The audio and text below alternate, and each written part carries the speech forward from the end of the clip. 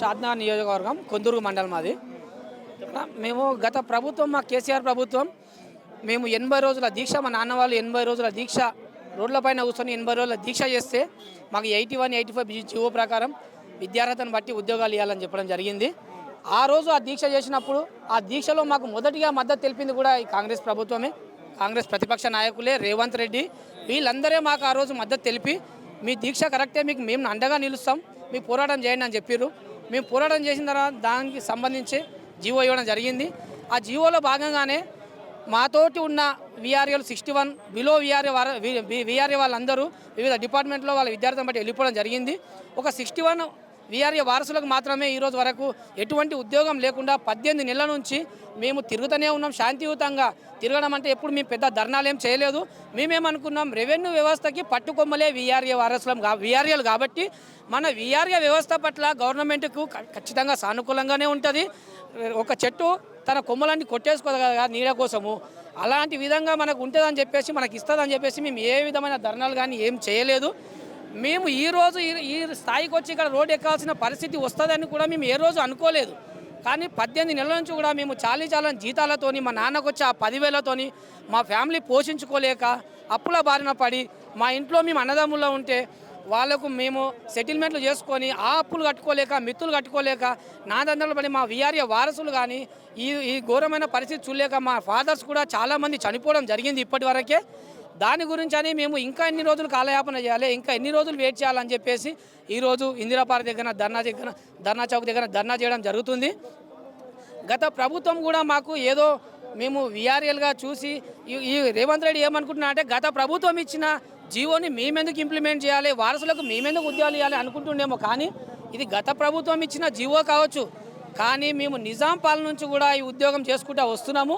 3 రూపాయల జీతం నుంచి కూడా మా తాత వాళ్ళు, మా తాత తర్వాత మా నాన్న వాళ్ళు, వాళ్ళ తర్వాత మేము కూడా చదువుకుంటూ మా విద్యార్హతలతో ఉండాలి అని చెప్పేసి, మనకు కూడా తెలివి ఉండాలి, అన్నీ ఉండాలని చదువుకుంటూ మేము కూడా మా నాన్నతో పాటు ఉద్యోగం చేయడం జరిగింది.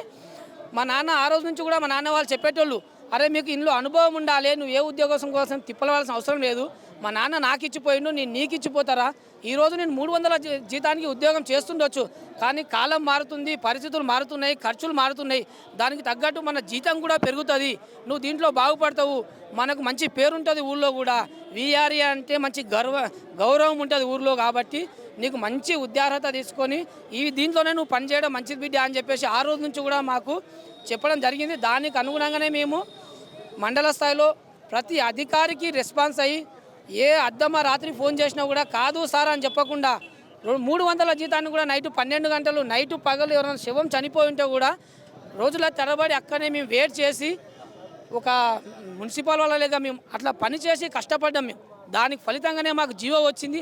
ఆ జీవోనే ఇప్పుడు మేము మా పైన ఇంప్లిమెంటేషన్ చేయమని చెప్తున్నాము. వేరేదేం గొంతెమ్మ కోరికలు మేమేం కోరడం లేదు. మాకు వేరే పెద్ద ఉద్యోగాలు ఇవ్వాలని చెప్పి మేము మహాధరణలు ఏం చేయడం లేదు.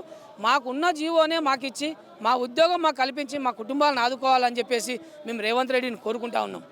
ఫైనల్గా మీ పడుతున్న ఆవేదన చెప్తా ఉన్నారు, కానీ ఇన్ని సంవత్సరాల నుంచి దాదాపు కాంగ్రెస్ ప్రభుత్వం వచ్చినప్పటి నుంచి మీరు నిరసనలు తెలుపుతా ఉన్నారు. మరి ప్రభుత్వం ఎందుకు పట్టించుకోవట్లేదు అన్న, వీఆర్ఏ వ్యవస్థని ఎందుకు చులకనగా చూస్తున్నారు? ప్రభుత్వం ఎందుకు పట్టించుకోవట్లేదంటే వస్తుంది. మేము ప్రభుత్వంలో ఒక కొత్త మార్పు తేవాలనుకుంటున్నాము.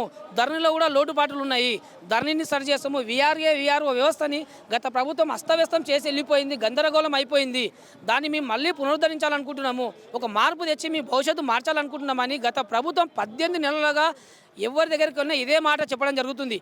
మేము ఆ ఆశలో ఏం చేస్తున్నాం, ఏమో చేద్దాం అనుకుంటున్నాడు, వ్యవస్థను మారుస్తాడు, మన జీవితాలు బాగుపడతాయి, జీవితాలు మారుస్తాడని చెప్తున్నా అని చెప్పేసి ఆయన చేస్తాడు. ఈరోజు అవుతుంది, రేపు అవుతుంది, ఉగాది, సంక్రాంతి, దసరా పండుగలకు, అసెంబ్లీకి, సమావేశాలకు, క్యాబినెట్ మీటింగ్లకు అన్నిటికీ వెయిట్ చేస్తూ ఉన్నాం మేము. కానీ 18 నెలల నుంచి ఇంకా ఎంత ఓపిక పడతాం మనము?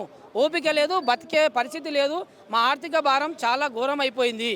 మేము ఆఫీస్లో మా తోటి పనిచేసినటువంటి వీఆర్ఏలు జూనియర్ అసిస్టెంట్లుగా రికార్డేషన్గా పనిచేస్తుంటే, వాళ్ళ దగ్గర పోయి పనిచేస్తుంటే మమ్మల్ని మా వాళ్ళు చులకన చూసే పరిస్థితి వచ్చింది. వాళ్ళకు మేము అసిస్టెంట్లుగా చేయాల్సిన పరిస్థితి వచ్చింది ఈరోజు. కాబట్టి మాకు త్వరితగతిన మా ఉద్యోగాలు మాకు ఇవ్వాలని డిమాండ్ చేస్తూ ఉన్నాం మేము.